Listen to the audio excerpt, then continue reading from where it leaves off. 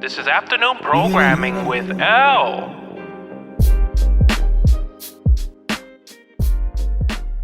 Hey, what's going on, everybody? It's episode 24 of the afternoon programming. I know it's been some days. I took like a week off because of the new year and just kind of chilling, vibing out, and then getting ready to bring more people on. But thanks to everybody who's been listening, is still listening, watching, following, and everything. Thank you guys.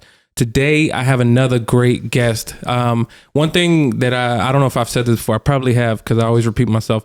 One thing that one of the reasons why I did this podcast was because I wanted to talk to really my friends. I just wanted to catch up with my friends because a lot of the time we tend to get caught up in life and we're always working, or, you know, we might see each other like out at a party or something like that. But I know me, I don't ever get out that much because I work so much and then I'm more of an introvert.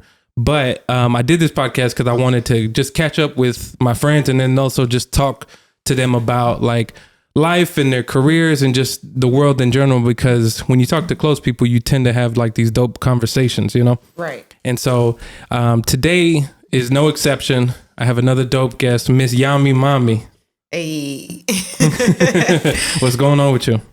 Man, living this life thing, doing my best. I feel you. Learning, growing, transforming as the times do. Yeah. That's what we on right now. That's good. That's life, you know. That's how it is. Before we go any further, where can people find you? Do you have anything you want to plug, like social media or events or anything you got coming up?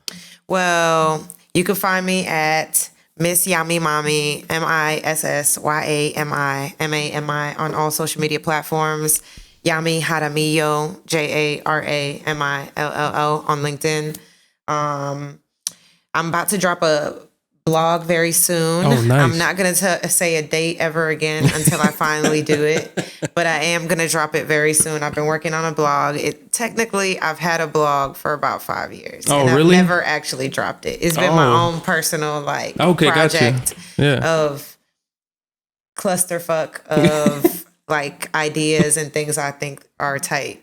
Yeah. And it's like my own person. It's so personal that I haven't put it out. Of course. So I'm finally going to, and I'm very excited about it. Dope. That's like my baby. Yeah. No, definitely. That's still dope. I can't wait till you drop it. I already know it's going to be amazing. Make sure y'all follow her because she's amazing and she's a very dope individual.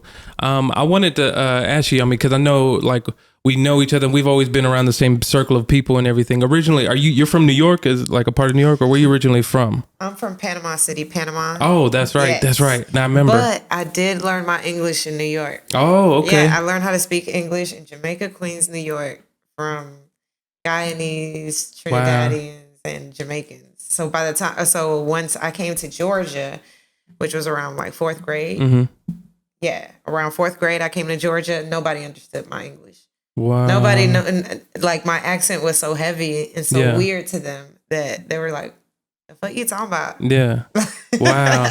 So that's crazy, because now I want to ask you. So you were in Panama City for how long? Like Panama? I lived in Panama City till I was about 6. 6. Okay. Yeah, till I was about 6, and then I moved to New York. Wow. And I moved back home when I was like 10. Okay. For about a year, which was the best year of my childhood. That shit was so much fun. And then I ended up in Augusta, Georgia, and that's where I spent the majority of my childhood. And like the summer after sophomore year, we moved to Douglasville. Wow. And then turns out my best friend that moved away, because we were all military brats. My best friend that moved away, she actually moved to Chicago, ended up down the street from me at Westlake. Wow. And I didn't even know that Westlake was close to us, but then we realized that it was like 10 minutes away. Yeah. Man, we was lit. Wow. It was great. Okay, so then were you you were born in Panama, and so I'm assuming you said you were a military brat. Is that like from your family being in the military there, or you were just originally there? Well, I'm originally from Panama. Okay. My family's from Panama. My stepfather, he's Guyanese. Oh, he's the one. Okay. He's from New York. Oh, okay. Yeah, so that's where the New York connect happens. Yeah. Wow. So, I've known my stepdad as far back as I can remember, so I don't even call him a stepdad. It's just like a technicality, I guess. Gotcha. But yeah, he's definitely my dad. I have my papi, who is Colombian. Okay. And he passed when I was 16. Oh, okay. So I've been blessed Yeah. to have two Yeah. very different, very interesting, and how do I put it? Very interesting and dynamic characters as my father figures. Wow. I feel like I was very blessed with those two different insights on masculinity growing up. So then let me ask you this, because I'm interested to know what was so your father, who's from New York, is what's the move that happens that brings you up there? Is he kind of like, I'm going back to New York, come with me, or is it kind of like there's opportunity up here? I mean, especially back then, America was the pinnacle. Yeah. Like, you know what I'm saying? Like everywhere else, we had a different view of America. Like, there was a very glossy view of moving here. Like, this is the land of opportunity. And which it is to some extent because of the fact that, like, it's not really heard of back home to jump classes. You know what I'm saying? Yeah. Like, if you were born poor, chances are you're gonna die poor. Yeah. Like, or you're gonna be somewhere in that mix of lower middle class type deal. But here, there's this the American dream cell in other countries is real. You know what I'm saying? And yeah, I grew up here, so I know that the struggle for that American dream is never ending type deal. But and I also think that now in our generation, the PR for the American dream is different. You know what I'm saying? Yeah. I feel like we've seen so much and we've watched so much. We've seen the ugly of all these systems really show itself and rise to the top. And I feel like right now, as the world is changing and the systems are fighting to stay in place, it's like when you call an exterminator, but the very next day or whatever, you might see a whole bunch of bugs as they start coming out of wherever they were. Yeah, right? Yeah. Like, yeah, no, definitely. The bugs are coming out. Like, it's showing. All the ugly is showing itself. Those people's characters are being put on a spotlight, but I also feel like on the back end of that, there's a lot of spotlights being shown without it being put on ourselves. Like, we're so quick to blame everything on everything else, as opposed to being like having some personal responsibility, accountability in our own, I don't know, happiness. Yeah. And our own making this shit happen, or believing it could even be. Yeah. Like a new normal could really be. Like, people don't even envision it enough for it to happen. And I want to change that. Definitely. No, I fuck with that. So then you come up to New York. When coming from Panama, is there like a little culture shock at first? Absolutely. So yeah. It was fucking cold. I moved to New York City in the middle of January. It was December. I moved in December 1994. 94 or 95. Oh, wow. 94, 95. Something like that. Yeah. One of those 2 years. And I moved to, it was 94 because Crazy Sexy Cool just came out, right? Oh, yeah. Yeah. Yeah. So, like, that was my little brother's shit. Like, that would put him to sleep. Like, and he was just a baby. Yeah. And I remember him still being a baby, and we moved into New York, and us immediately having to go coat shopping. There were no coats in Panama built for the cold that we had in New York. Faced in New York. Okay. Yeah. We tried to bundle up. I did not like it. All I know, for me, it was just like, I thought we were rich because we had a 2-story house, even though we lived in the basement. Wow. Yeah. Like, I lived in the basement of my grandpa's house, and I thought we were rich. I thought that shit was like crazy because we had stairs, and I've never seen a house with stairs up until that point. And it was just certain things that I never saw. Like, he had a library in his house, and I thought, like, that was some rich people shit. Like, who else has that? Like, you know what I mean? Like, I was like, this is some, like, he had a piano. I thought that was the craziest thing. Yeah. Like, in my head, like, all these things I never touched before. Wow. I only saw them on TV. A chimney. I thought that was like because I remember, like, the whole concept of Santa Claus for me was always like flicked it. Yeah. Like, I never really fucked with it. Yeah, I was the kid in kindergarten killing everybody's dreams. I was like, bro, that doesn't exist. He ain't real. I was like, Make it make sense. That's like, hilarious. I was like, if a fat white dude pull up at your crib right now in your neighborhood right now, dude, for real? No, that is not real. That's not real. Wow. I was killing their dreams because I've never even seen a chimney, and that's how it was wild. always written in the books. Yeah. And I was like, well, then how could he ever see me? Like, yeah, exactly. Down here, there's no chimneys down here. Yeah, because I lived in an apartment up until I've never lived in a house. Well, I did live in a house for a short time in Panama. Mm-hmm. We lived near a river, and I remember that shit was fun as hell. But I was always scared. Because there were all these ghost stories. So I was always scared about like going too far from the house. Yeah. Like, it was weird. That's crazy. So you have this culture shock, and then this is around the age that you start to learn English. And was it kind of like someone taught you, or you kind of learned from word of mouth, or like a mix of both? Watching TV. Watching TV, and also like ESL. Yeah. Okay. Is that what it's called? ESL? I think so. It's ESL. I think so. Yeah, like that class was awesome. That was the only class I liked in school. Wow. It was like literally the only class I liked in school. I freaking hated school. Yeah. Kids were mean. Yeah. And but it was cool in New York. I enjoyed New York. I did get robbed like within the week of living there. Yeah. Holy. Yeah, like me and my cousin got robbed. And it was so funny because from that moment forward, my mom was like, I told you Americans were crazy. I knew it. She was like off rip.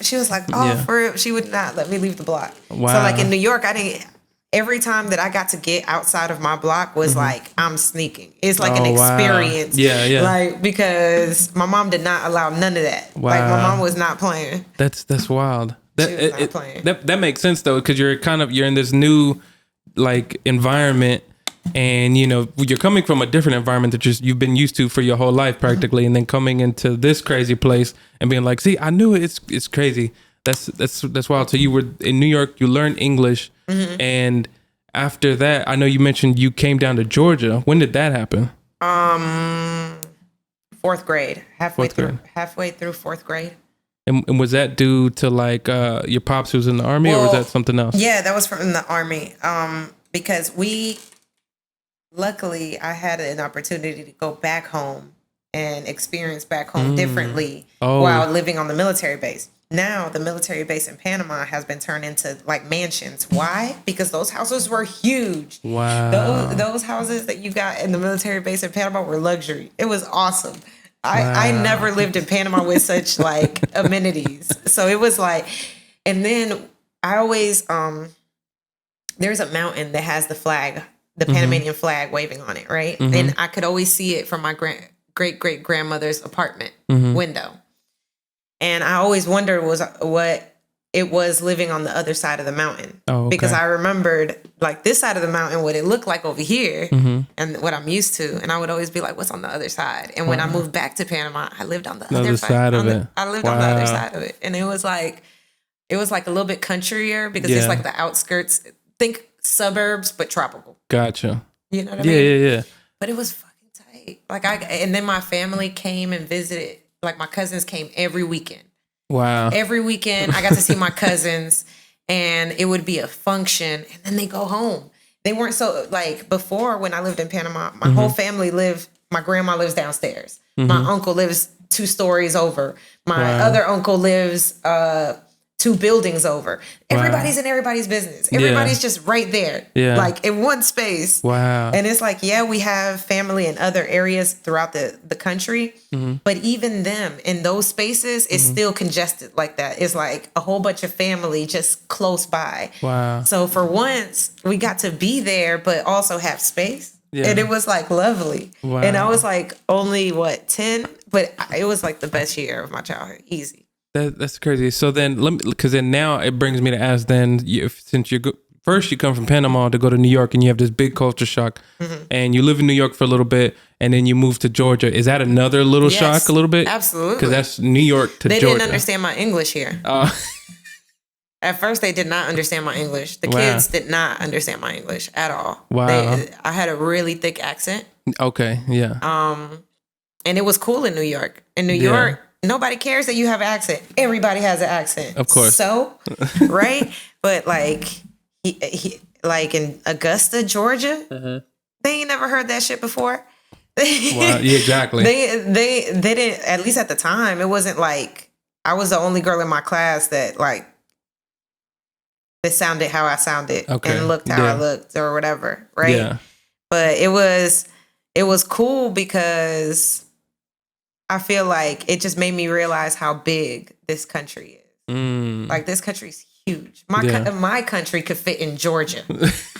It's not, you get what I'm saying? Yeah, when you put it like that, That's it's wild. got like all of Panama could fit in Georgia.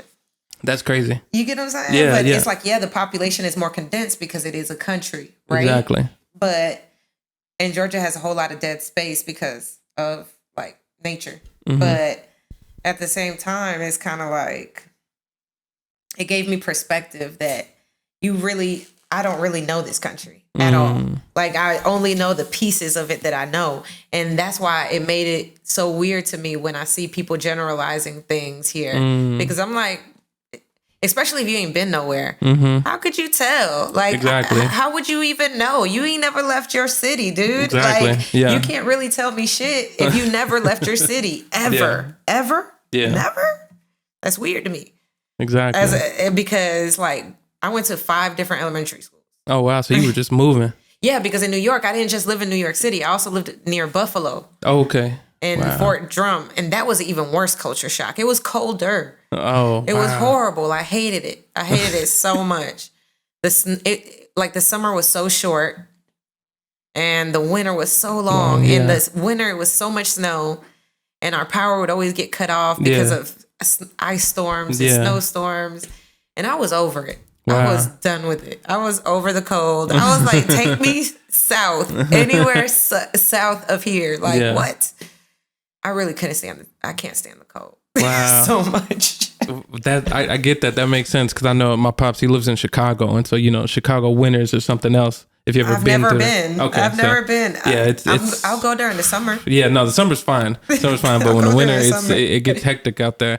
But then it brings me to ask you, so you coming from Panama, do you have any, like, at that age, or you're so young, do you have any dreams of, like, what you want to do? Like, you're coming here, so there's a lot going, there's so much opportunity. What is it that you want to do? Like, when I was a kid? When I was a kid, I had so many dreams. I thought that I could do all of them. I still think I could do all of them, just not the same dreams. Because at that time, I had this really weird idea that I was going to be a chemist. Oh, wow. Okay. I thought I was going to be a chemist. Yeah. I wanted to play with chemicals and I used to like playing with fire a lot. Wow. So like, I was like, I want to, I know this sounds messed up, but I was like, I want to blow shit up. Like I wanted to, like when I was a kid, I thought that shit was so cool. Like I had in the scholastic fairs where they had the little kits. That was my shit. I love those. I thought that I was going to grow up to be a chemist. Like, at like 6, 7. Yeah. Then it turned into lawyer. Oh, wow. Because once I really mastered once I felt like I mastered the English language, I ain't master it. I just felt like I did at the time. Yeah, you felt like you did. I got to talking a lot. Yeah. Oh, okay. But I also then that went away too, because when I moved to Georgia, I grew a very ugly stutter. Really? Yeah, I grew a super ugly stutter. What? Yeah, I was so self-conscious of my English that I started stuttering stupid. Wow. Like dumb stutter. And it still comes out sometimes when I'm really, really sad. Or really, when I'm really, really angry, I just got to stop talking because I'm going to start stuttering and it's just going to it sounds stupid. Yeah. My closest friends know this and they can't stand that shit. Oh my God. Because they'll it's so embarrassing whenever it happens. But but yeah, I grew a really ugly stutter. I did the whole speech therapy thing. Okay. And got over that. And then for the most part now you're like, okay, bet I'm good. You can talk and speak freely. So then being in Georgia to Augusta, then you come to Atlanta, right? Douglasville. But I was close to. I mean, I went to Atlanta for a couple parties in high school. Like there were a couple of parties that I would go. Like I would kick it with my best friend that lived over by Westlake. Okay, yeah. But I didn't come to. I was still very much like sheltered at the time because I feel like in Augusta, I was going in a certain path in high school. Okay. That wasn't benefiting me the best. Yeah. And when I moved to Douglasville, I was like, all right, I guess I'll buckle down. I guess I'll let me graduate real quick. Like, let me just get this shit over with. And I just got my shit together so that I could go to college. And when I moved to Douglasville, and I joined all the clubs, I did all the things. Wow. I even did sports, and I've never done sports. Really? I was not a sports. What sport did you play? I wanted to play soccer. Okay. But I didn't try out. Instead, I went with the sure thing that was track because nobody gets kicked off the team. You just got nobody gets kicked. Everybody makes it damn near. Like for you not to make it to the track team, you had to be a special kind of stupid because there's so many ways of trying it, and even if you show a little bit potential, they're going to train you. Of course. You get what I'm saying? So I was like, I tried all the things. I sucked at all of it. It was so bad. I was bad at everything. I had an okay long distance time. So I joined cross country. Oh, okay. Did not know that was a year-long sport. Oh, wow. So you was running. Man, I did not know. But my dad talked so much shit. And he said, there's no way that I would last a week. And I told him I'll last the whole season. I did not know the season was year long. And I had to stick to my word and do the whole season. I did the whole season. Wow. After that, you were like, I'm done. Man, I had stress fractures on both legs. Oof. I had it on both shins. I had stress fractures. I was over it. I can only imagine. I was like, man, I was limping for so long. I was going to the club senior year. I was going to the fucking club with these limping. Oh my! Because I had these shin splints. Wow. These stress fractures, and I never got a cast or nothing. I knew I had them though. I could still feel the ridge in my shins. Wow, right that's wild. I never did anything. I used to want to play soccer back in the day because I loved it, but I never made the team, and I was just like whatever. And I used to play. No, I played football at one point because I was a big dude. And I was a heavier kid, and like it was cool, but like I didn't understand. Like even at a young age, I was always thinking, why are we hitting each other in the head? This don't make no sense. Like my brain's right there. It doesn't make sense to collide with somebody with your brain right there. And so like I literally, and I wasn't even like on first team or anything like that. I kind of just rode the bench for the most part, but I did play a few games.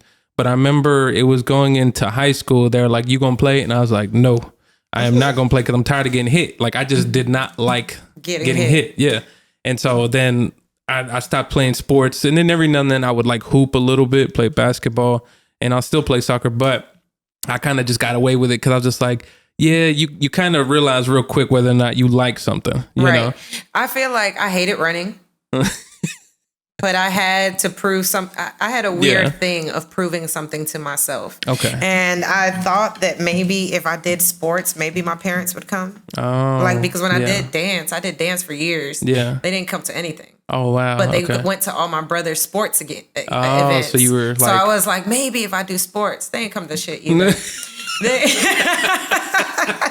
You gotta laugh at it though, because it's like you do shit. That's when you start realizing that you doing stuff for other people doesn't do really anything. Yeah, but it was cool. I had the experience. I actually dropped my time so much over the course of the season because I sucked so much in the beginning. Oh wow, yeah. And I got decent to the point that we were actually state champions. Oh wow. 1. 2, I could have, if I would have dropped 4 more minutes from my time, I could have walked on to a college team. Oh, wow. Yeah.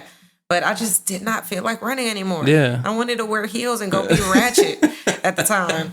Like at the time, what? Yeah. We was lit. I started throwing parties my senior year in high school. Really? So I was with all the bullshit at first. I wanted to function. Yeah. Because in high school I didn't function at all. I was such a good girl.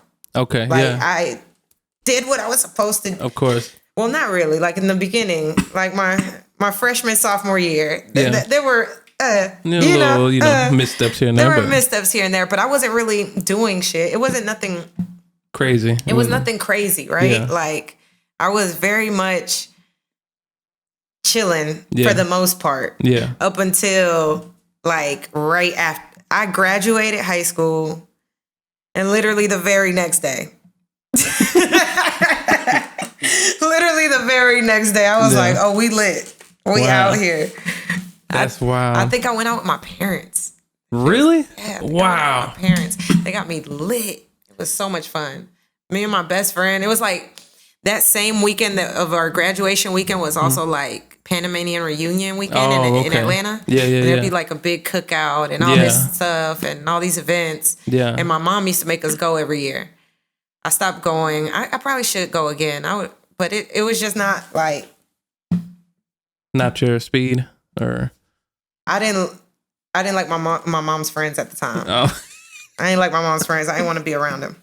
I was get just that. like, but you're still a kid. Of course. So you're like, I'll go. Of course. It's very interesting that happens because I actually was talking to, I think, my pops about this. But like when you're young, especially like I know my mom and my dad, when they were together back in the day, they would go to dances. And then what you would notice a lot, I don't know if this is just like a Latin culture thing, but you would notice sometimes there'd be like a section of kids. Right. Or the kids would just be pulling up and they'd be over there. Somebody's watching them at the table or something like that. If somebody's watching, exactly. Y'all might y'all just gonna lock them in. Exactly. And so, but like I would go to a few parties and I was like, what is going on? I was like, I had no idea. I was so young, but I just remember that was like a crazy time because what always tends to happen when you get alcohol involved with like a Latin culture sometimes is people get aggressive, start fighting, throwing hands or whatever. And so I remember just being like, what the hell is going on? Why are people hitting each other? And so I went to a couple parties. That was just like the norm. You were just the kid with too much logic for them. Yeah, no, like, exactly. You just were logical and they were just emotional. Exactly. It's so funny. And because like, it makes sense because like earlier you were talking about how sometimes you have a little culture shock of like how you were talking about when you were at the basement of that 2-story home and you were like, wow, we're rich. And like, I know I've talked to my partner about this where I've told her before, like there was moments in my time that until like I got older, I was like, oh shit, we actually were struggling here. You know, you don't realize a lot of stuff. You don't realize it as a kid. Of course. You're blissfully ignorant. Exactly. And it's so crazy. And like, I remember back then, like you were saying, there are things where I'm like, you know, we had food. So I was like, okay, bet we good. We got money. Right. We got food, you know, or like, you know, my mom. Not knowing what's going on in the background. Exactly. And adulting is weird, man. It is very, very weird. It's so interesting. Now I kind of realize, and your perspective changes as you get older, you know, or I hope so. And like now I'm like, oh, okay. That's the one though. Yeah. I hope so. I hope so, you know, because there's a lot of people and to go back even earlier, how sometimes I know a lot of people who never left Arkansas because that's where I'm from, and they're still there, and they never left the city, they never left or whatever. Oh yeah, I say that all the time. Like at the reunions and stuff, like the yearly reunions. These are people that I knew when we lived back home in Panama. Some of them, we came to America around the same time. Same vibe. Wow. Y'all ain't never left. y'all still like doing the same stuff that y'all was doing back there, like just in a different speaking English. Yeah. Like no, exactly. And for me, like I get bored so quickly that even my groups of friends, like, yes, I have a core group that's always gonna be my group, that they gonna be my group forever. But like they know I'm a wander. I'm gonna wander. I'm gonna go make new friends, and I'm gonna go hang out with different circles because I want to hear different perspectives on shit, and I want to challenge my own to see if what I believe is really what I believe, or is there room for change? Yeah. Like I don't know. Like I'm not rigid enough. I feel you. To like do the same thing forever. No, I get that, and that makes a lot of sense.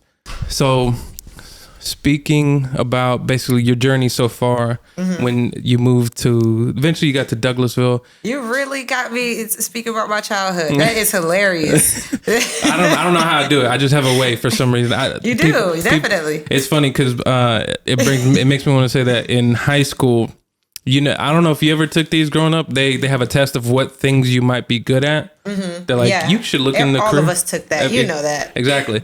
But it was funny, like the two things that I remember the most, and at the time I still don't know how to do it, but one of them was a farmer, and I was like, I don't want to be a farmer. The second one was a counselor. They're like, you're really good at listening, and you can kind of talk and weave and stuff like that. And I was like, a counselor? I was like, why would I want to be a counselor? It didn't make no sense. You know what came up for me? You know what came up for me? They said they said attorney. Oh, they said attorney. They said author. And they said the ones that stood out for me, at least. Yeah. Author, and they said journalist. I've done all but attorney, and I'm good on the law, really. I feel like that's really what it came down to. If I ever become an attorney, it would. I thought about it though. I really did. I almost, because I was a philosophy major at one point, and I heard that philosophy majors score the highest on LSAT. Oh yeah. I was like, maybe I'll study for the LSAT, see if I could get in. Who knows? Man, whole dropped out. I was like, this ain't for me, guys. I'm out of here. I'm gonna finish one day though. I feel you. I'm gonna finish one day. It's funny because like I know in college, like my mom, of course, with like most families, she was like, you should either be a doctor, a lawyer, you know, the typical stuff. And I wanted to do nothing of those. Yeah. And like, but I remember when I first went to college, I originally was like undeclared. And then I was like, I don't know what I want to do in my life. And then I started doing business. I was like, I guess I'll do business. And then I got into accounting, and that was like I don't want nothing to do with accounting. Like I was like, I hated these numbers. Even though I was good at math and stuff, I was like, this is not fun at all. And then I ended up switching to growing up. My mom loved movies, and she we always had the TV on. There was a movie on. Yeah, my dad was like that. Exactly. Whether you were awake or you were asleep, it was on. It was running. And like I loved how certain things were shot and everything. And I ended up picking up film and graduated with film as a degree. And so, because I was always this creative, and at the same time I was making music and anything creative that allowed me to express myself, because I never talked a lot as a kid. I was very quiet, and that kind of helped, and it made sense. And my mom was real supportive. She was like, do what you want as long as you're happy. You know, that was the most important thing. Yeah. Yeah, my parents fought me the whole way through. Hey, man. They gave up eventually because they realized that they couldn't control me. Like in college, really? You gonna try to tell me what to do now?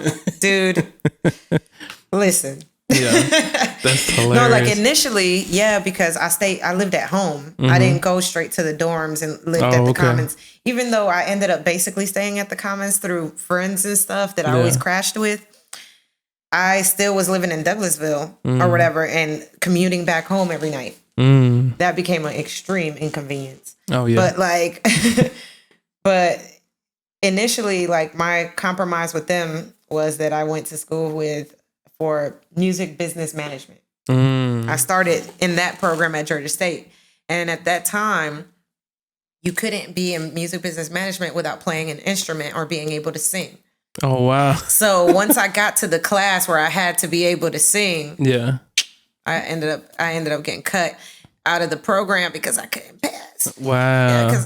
Yeah, and the crazy thing is that I used to be able to sing back in the day. But we're not going to get into that. One day, one day I'm going to get my voice back and y'all going to be surprised. Oh, yeah. No. I swear. One day I'm going to be singing. Hey, watch. I'm here. And then you're going to be like, I'm dropping a single this Friday. No, when I drop some shit, it's going to be it's going to be completely anonymous.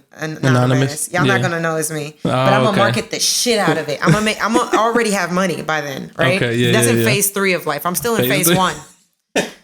You think I'm joking? I'm still in phase 1. I'm only at 30%. Wow. I'm not even at final form, dude. I'm only at 30%. And once I get to phase 3, I'm going to just be play. It's play at that point. I'm going to be dropping shit and doing things because I want to do it. Because I feel like making it. I'm a creator, dude. I'm going to make things forever. Yeah. It's just what medium do I feel like using right now? Gotcha. Is what becomes the question. And right now I'm just setting up systems so that I could play. I want to be able to play forever. I have Peter Pan syndrome proudly. Proudly. It's like, yes, I believe in getting wiser, but I don't believe in getting older. It's a difference. You're just staying young at heart. Yeah, I feel like I'm only becoming better. Like I'm getting more limber. I'm getting in better shape than I ever been before. I'm like wiser because I know more, because I could look back at, and really, this is the thing that people got messed up, is that they look at their past thinking that they remember it correctly. But 9 times out of 10, you can only view things from the perspective that you were in that mindset at that time. So technically, your mind is still wired from that event of the past. So if you're remembering an event from when you were 9 years old, you remember it as a 9-year-old. You don't remember it as your older self until you heal from until you've grown wiser. Until like you can't view it with the same hurt as you had back then if you fucking if you've healed from it. Like there's no way to. Like even when we were talking about our parents, like you can't change them. They're a particular dynamic. They were the grind generation. Like we gonna get y'all up out of this whatever. Like they gave us a basis. They gave us the core values of working hard, being a decent human being, doing right by your family. I feel like that, you get what I'm saying? We everybody's imperfect in their own way, but my parents at least gave me some level of that, right? Yeah.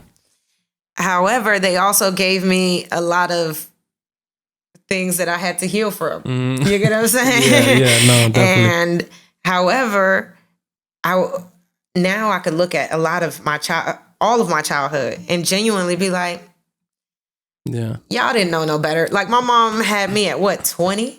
Oh, wow. 18, 20, wow. 18, some shit like that. Yo, my mom was a baby. Like me at 21, I was lit, dude. I was out here. I was throwing parties like during college, I was throwing parties consistently. Like at one point when I dropped out of college, I had parties literally from Tuesday to Sunday. Wow. At one point. Like, dude, I was lit at that time. Me with a baby? Nah. So I could just imagine like the frustration of seeing your friends over there. Like I'm wanting to go there, but then you like, well, I got a baby. But I got a kid. No, I got 2 kids because I have an older sister. So I got 2 kids. My little brother was 6 years younger than me, but it's like 5 years technically younger than me. And it's like, even then, she was still young. She was still in her 20s, dude. Like I couldn't imagine that type of pressure. And now looking at my best friend who has 3 daughters and who are my goddaughters, like I see what she goes through, and I'm just like, I'm a little bit more empathetic about the story that I had painted in my head of my mother as a child, because it's like you growing up in what you grew up in with the level of understanding you had, and then you got 3 kids, and then you're in a whole nother country that you don't know nobody, and you have no connection.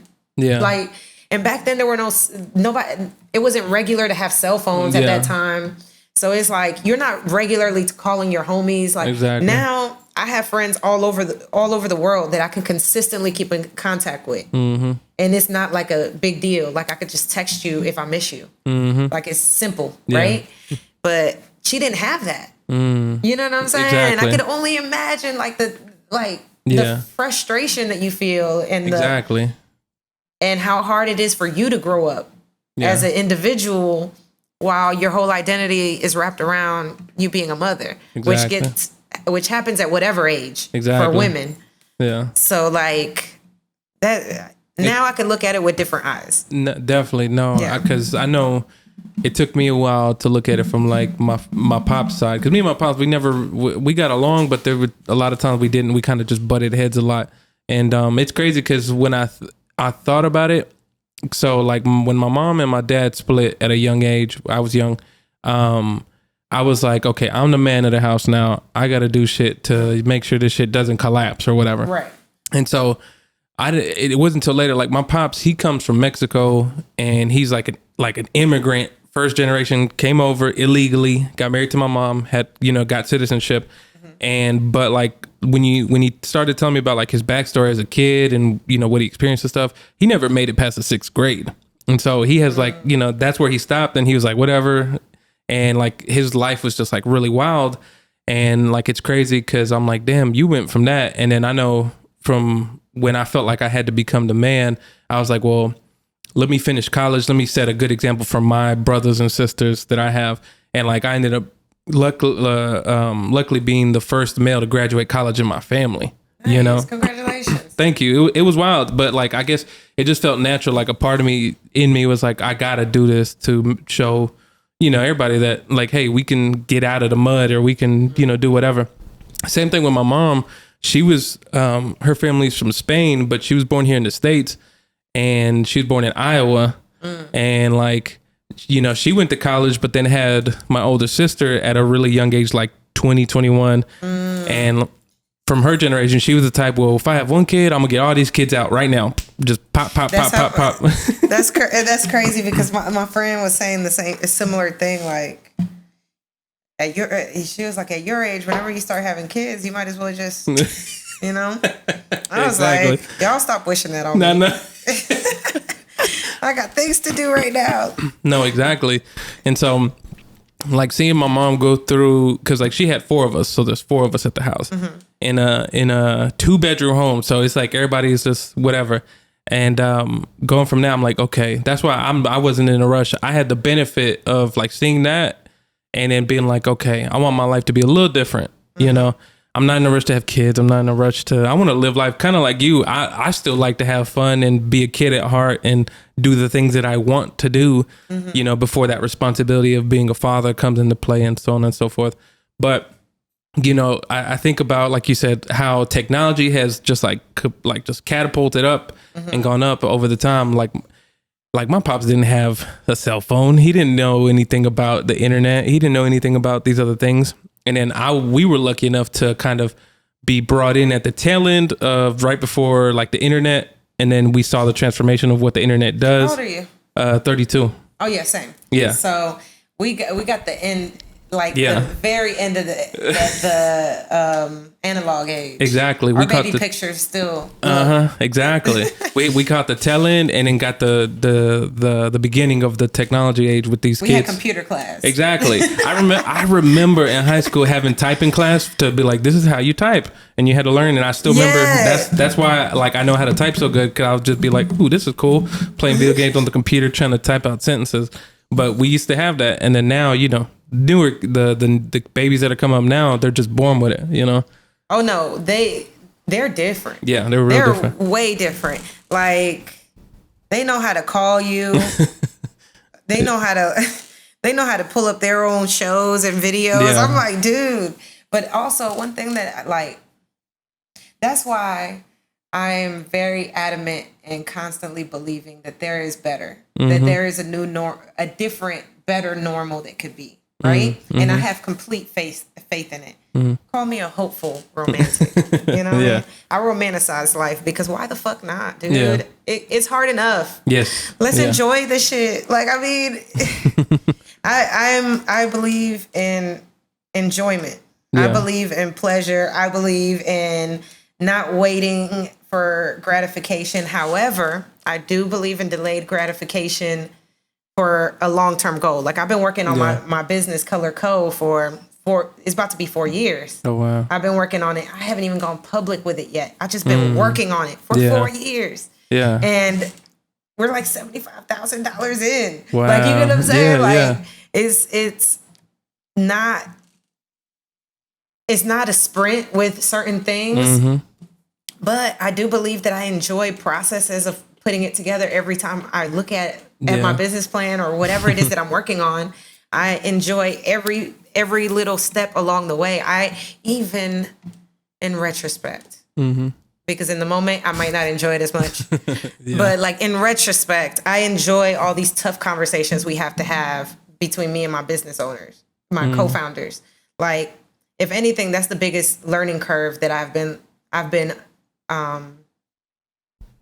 I feel like that's a lesson that I've been integrating into in the past 2-3 years was really understanding and different work styles and just different personalities, because businesses are built from people. You know what I mean? Businesses are people. Yeah. So people always talk about the brand and the model and this, that, and the other, but they forget like the people behind that. Everything is pushed by people. Yeah. These are people doing this for you. These are people buying into you. These are human beings. Yeah. So like us forgetting the human aspect of all this, and it has been our downfall as a society in general. We've lost the humanity in so much. And it's become such a norm that it kind of looks ridiculous when people think, or utopian seems to be ridiculous to the average person. They was like, that would never happen. Why would that happen? Well, if you don't believe it, it sure as hell won't. Yeah. More of us gotta believe this shit. Like, yeah. Like, you can't be praying for a happy relationship and believe that it could never happen at the same time. Yeah. Doesn't work that way. Oh, you don't trust nobody? Guess what? Nobody trusts you either. Like, you get what I'm saying? Like, whatever you believe, you're right. Whatever mindset you're into, you're right. You're always going to be right. I'm not even going to argue with you no more. Yeah. That was my issue. I used to try to convince people. I used to try to argue with people. I used to be like, but no, there ain't no buts. If you're on 107.9, you cannot hear 95.5. You just can't. Somebody could be screaming your name on 95.5. No matter how loud they scream that shit, you are not going to hear that on 107.9. There is no way around it. They not on your wave. And that's okay, because you might not be the messenger for them. But there are people that you might touch that might be the messenger for them. However, if we start looking at our own small circle as a big deal to the overall collective, and really start at least caring, but not too much, amongst ourselves, while learning ourselves and dealing with ourselves, like, the world could be really pretty. I believe it can. I believe that relationships could be sweet, and that it doesn't always have to be so much fucking work. Yeah. And like, it should be like, I do believe that some things are more work than others, and some things are more worth it than others. And that's a personal decision on how that is individually, right? But we have been taught to be so linear in our thinking, and so boxy, and so general in this mass blanketed statements that we make. Even me, I'm guilty of it as well. Yeah. That we lose the nuances of the human that we might be interacting with. Yeah. The people that you're actually creating for, or the people that you're actually creating with, which is even a bigger deal, because if you're creating something if you're building a business and it's from the heart and it's something you truly believe in, then there should be there should be heart. Like, it's from your heart, so there should be heart in it, and there should be some level of your business practices should reflect that heart. Like, everything about it should reflect that heart. Yeah. And in Western medicine, we have disconnected the spirit from the body mechanics, and we're not machines. We're everything. We're all encompassing. We're all the things. So all of it matters in our health. The way we think, the way we eat, the way we, like, all of it. Yeah. Even down to the way we dress, because of how you feel about it. If you feel good wearing that shit, you should wear that shit. Doesn't matter what they think. It doesn't matter how uncomfortable they feel. They ain't about them. It's about you in that moment. But then the minute you start thinking about bigger deals and all these nuances that you interact, because remember, everybody has the same free will. So as free and open-minded as I can be, somebody could be as open-minded and just not fuck with me. You get what I'm saying? It's just that simple. And you got to allow that. And it's just about fucking with those that fuck with you, finding the audience that resonates with the heart of what you're making. And the heart of the people that you're making it with, because all of it matters, you know? Definitely. And I feel like that's what we be forgetting, that all of it matters. It was like, what's the most important thing in a relationship? All of it. Shut up. Like, all of it matters, because you could have all the things in the world, all the like emotional intelligence in the world, but if the sex sucks, then bro, like what, like what am I doing here? Yeah. Or vice versa. Yeah. You could have all the enjoyment in the world with this person, but when shit get real, they suck. Yeah. Like all of it matters. All of it matters. But it's all a matter of what matters most to you, all these nuances of what you're willing to deal with, how much you love yourself, which really is the ultimate everything. And I respect it, even when it doesn't fit me. Yeah. You know what I'm saying? Like sometimes somebody might not fuck with me, but I respect it because at least you stick to your fucking guns. If you really believe that I'm that bad of an influence to your life, by all means, don't fuck with me. Yeah. By all means, because if I felt that for you, I do the same. I do the same. And people forget that all of us got the same free will. All of us got the same set of rules, that the same natural laws that we're abiding by. Everything is fucking energy. Nothing is matter for real, because even matter is held together by energy, by vibration. So we should kind of give a fuck about everything, but not too much to where the vibration becomes dependent of the situation outside of ourselves.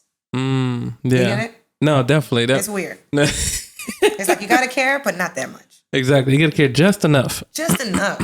And that sweet spot is your happy place. Yeah. But your happy place will forever change, because you might be happy doing something today and tomorrow that shit not make you happy. Exactly. So this moving ass meter is the whole journey of life. Yeah. And the point is to enjoy it. Exactly. The point is to enjoy it, find a balance, but like find that pocket. Find that pocket. Your pocket. It's always moving, run that pocket. Yeah. Like run that shit into the ground though. Yeah. Like, because even if you believe in heaven and hell or reincarnation, whatever your afterlife experience, or you don't believe in anything and you just believe that this is it, all of those beliefs reflect on one thing. We should really appreciate right now. Yeah. We should really appreciate this very freaking moment. That's why even people that piss me off, like, and that hurt my feelings or whatever, right? Like, it was fun. At one point it was sweet. At one point it was smooth. At one point it made me laugh, or it made me whatever. Like, you were around whatever that situation was for a reason. Exactly. And even if it's a bad work environment, all of it. It's just, at one point that was a goal that you met. Exactly. It's crazy, but that makes a lot of sense. And this I can recall a lot of moments where, you know, you're like, okay. For example, like, you know, everybody has a job that they hate, but it played some part in them being like, you know, this is not it. This is not where I want to be. So now and then you maybe come across something. Actually, that looks pretty dope. I need to go over there. I mean, like, look at your journey. Oh, Lord. Look at your journey. Yeah. Like, your whole... You have pivoted on so many occasions. Like, I didn't even know you sung at first. Then one day you randomly play the piano all beautifully and shit. I'm like, yo, who is this guy? Like, I'm like, whoa, mind blown. Yeah. But that's the thing. Like, we are all nuanced. And the minute you start really fucking with yourself to the point that you kind of like happy despite, through and despite, then the nuances become easier to deal with, even when they don't fit for you. Exactly. No, definitely. And it makes a lot of sense. Yeah, because I like you were saying, I think about my journey coming from Arkansas into what I lived, how I grew up, to get to the point to where I did all these things with photography, did all these things with videography, did all these things with music, and I'm still doing them. And just, you know, it's like we were saying earlier, like the pocket's always moving. Cause like I remember 2 years ago, I was like, photography is where my pocket is right now, you know? And then music's always been there. And then it kind of shifted. And I'm like, well, no, music's the pocket right now. And it's just moving. I just figured out the things that I love to do. And then when one of them, I don't love them as much, I come back to you. And then, you know. Like we're the most multi-potential like generation yet. People like to blame a lot of the world's issues on millennials, but in reality, we just showed the issues that were already there. Yeah. We made them blatantly blatantly there. Yeah. We put highlighter on that motherfucker. We bolded it out. We underlined it. Exactly. You know what I'm saying? We made sure that you knew that this was an issue. Let me let you know. Exactly. We didn't mess up the things. These systems were been in place. They just started crashing around our time because they had to. And the way the world works right now through capitalism and all of it is not sustainable because it's built on consumption and not collaboration. And when I'm saying collaboration, I mean in all the ways, including with nature. Like we should be collaborating with nature, not trying to tell it what to do. Like in agriculture, we tell the land what to do. We tell it what to do. Exactly. Like all these different things, we try to force things onto things and hoping for the desired result. We manipulate the aspects of it that we can't control, right? Yeah. And granted, that's all that magic ever is, really. It's a science that we can't really understand yet, right? Yeah. But then if there's no balance between that and the human part of it and the soul of everything, like everything feels like, you ever realize that the smell of grass when you fresh cut it is really them yelling at each other, letting them know there's danger on the way? Never thought of it like that. No, it's true. That's like literally crazy. Grass feels. It feels every time it's cut. And that smell, it's it letting other grass know that danger's coming. Oh, wow. That's wild. That's wild. You get what I'm saying? Yeah, so like everything has, like the more we learn and the more we understand and the more like, if anything, everything had to happen kind of. Maybe not in the way it happened, and we could pivot it differently if we believed better. But like certain things had to happen. Like certain things had to go down and be as ugly as they are, specifically to like remind you of what you don't want and pivot you into a direction to looking at something you do want. Exactly. But instead, people get stuck in what they don't want and they beat against what they don't want. We have a war against this. We have a war against that. In reality, you just make it bigger because you're giving it more energy. Anything I don't like, I completely ignore. Facts. And not even ignore completely, because some things you have to work on. Of course, obviously. Of course. Like, I'm not particularly fond of social media right now, but that's my main source of income. Of course. My main source of income is social media marketing and digital marketing in general. Not particularly fond of it right now. I go through my ebbs and flows with that, but like, not the biggest fan right now. But at the same time, I can appreciate the freedom that it gives people and the channels it gives people to like express themselves. So I can't be mad at it. Tools are tools. Exactly. What we use them for and how we choose to implement them. That's that heart. Yeah. You know what I mean? No, facts. That has to do with the user. Exactly. No, facts. You just gave a whole sermon. And so that's dope. Oh my God, that's great. Love this conversation. It's very which I love about podcasts is like you can get philosophical, right? And so that's because that's one of my things. I enjoy philosophy and just thinking about life and things like this. And so it's amazing. Well, thank you for being on the podcast, Yami. Thank you so much. I appreciate it. And I appreciate you for everything and just your energy, everything. Before we go though. Tell people one more time where they can find you, where they can follow you, what you want to promote or anything like that. Yeah. Missyamimami on all social networks. Missyamimami. Also, blog coming out very soon. Keep an eye out for that. I'm going to be promoting that on my socials. Also, please, follow snakenation.co on Instagram and Facebook, and like us on Facebook. That is a company that I've been working with diligently for the past 5-6 years. We've been building we're a media and monetization company working in the space of building out a platform, which is currently in beta testing. And we're looking for beta testers. So please download, go to snakenation.co and, we're looking for creative rebels. We're trying to disrupt the system of in the way we monetize our content. And we're definitely trying to do it through this app that's very unique and has very unique features in which, although it's all the social media apps combined, your usage is paid for through crypto. You nice. earn crypto. We actually have our own code called our own coin called Venom.